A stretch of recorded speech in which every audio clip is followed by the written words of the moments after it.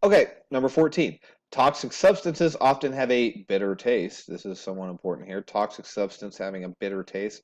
They cause animals who try to eat such substances to spit them out rather than swallow them. Additional data suggests that gorilla populations have very low frequency of non-tasters, meaning most of the gorilla population are tasters, are tasters.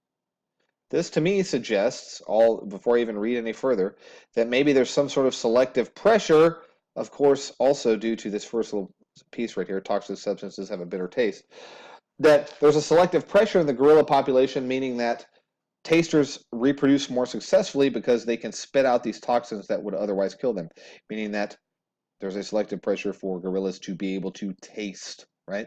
So, what is the following best describes a likely evolution of this locus in the gorilla population? A.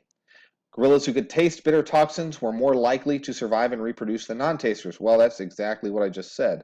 So I'm going to put a star. I'm going to put a star by that. Um, yeah, you know what? I'm just going to circle it because it's exactly correct, right? Gorillas who could taste bitter toxins became resistant to the toxins, so the taster gene was no longer under selective pressure. Of course, it says in the question that the gorilla populations have a low frequency of non-tasters, suggesting that there's a high frequency of tasters.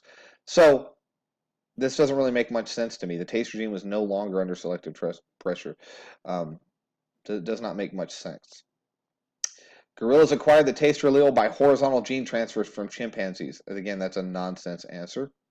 Gorillas who could taste bitter toxins could utilize food resources that non-tasters could not.